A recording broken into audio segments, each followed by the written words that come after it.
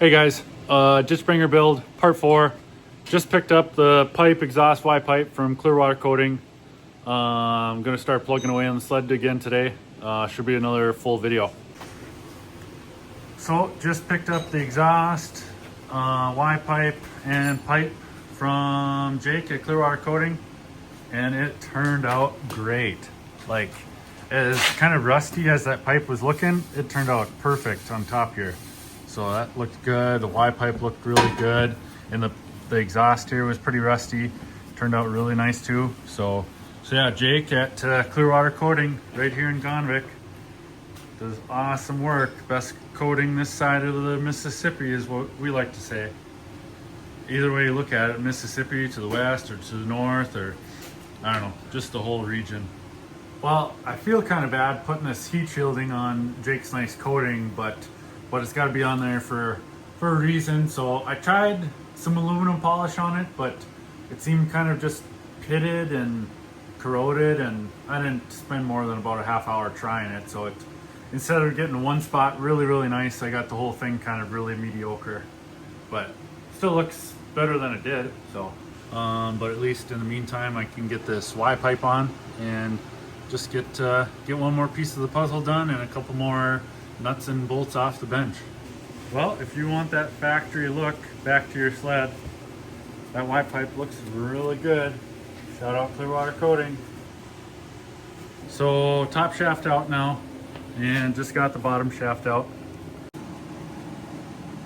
Everything seems to be nice and straight under here so far, so that's nice.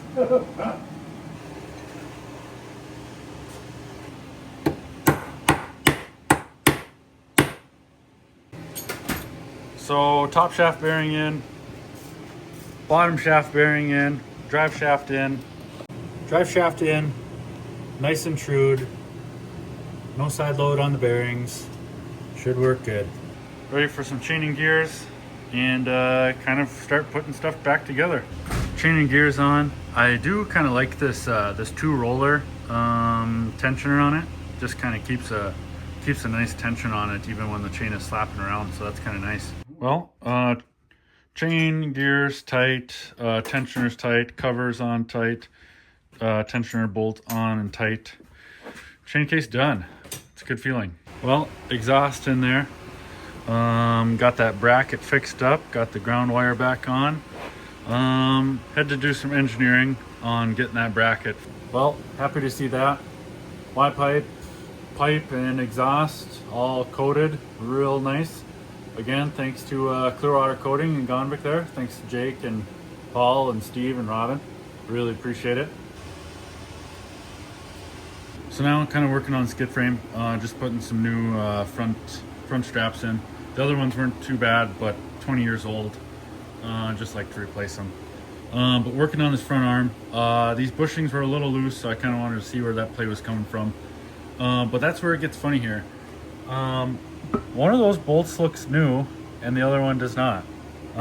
This bushing still looks fairly shiny, but then that one is pretty tough. So makes you say, why they would replace this one and not that one. And none of the holes are wobbled out to where they would have had to do it. So that's odd.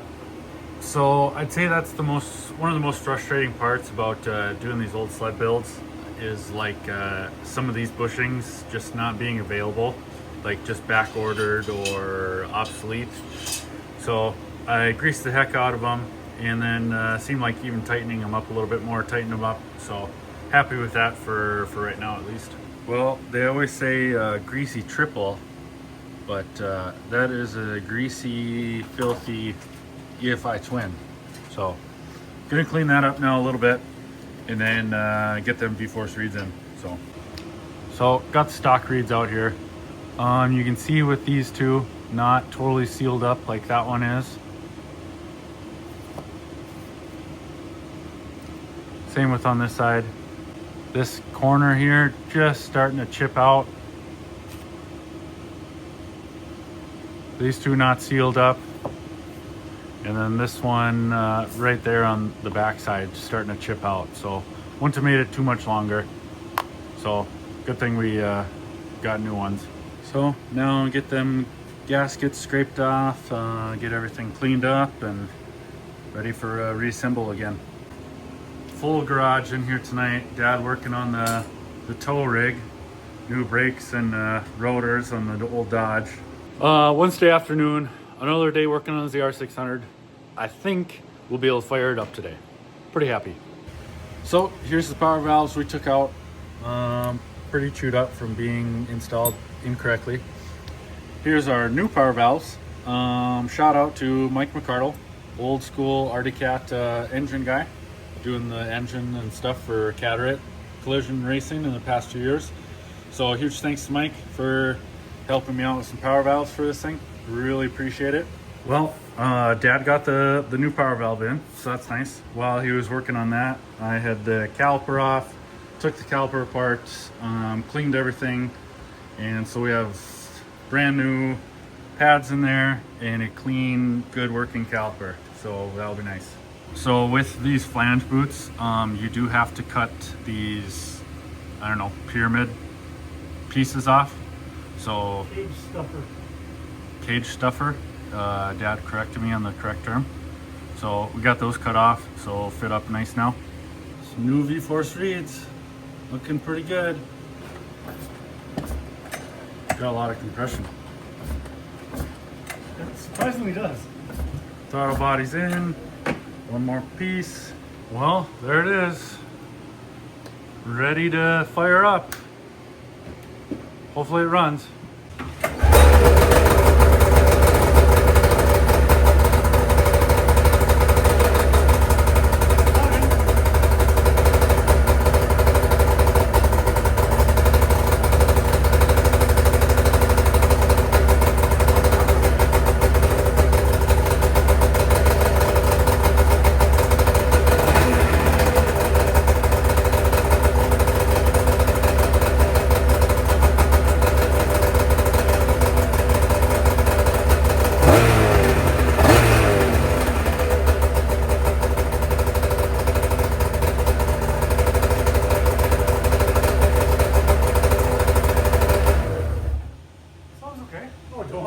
Terrible.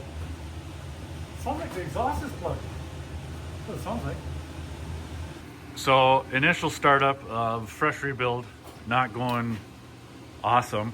Servo motor doesn't seem to be opening on initial startup like it should cycle itself. So issue with that. Sounding like it's running on one cylinder of sorts. Yeah, trying to diagnose the issue from here.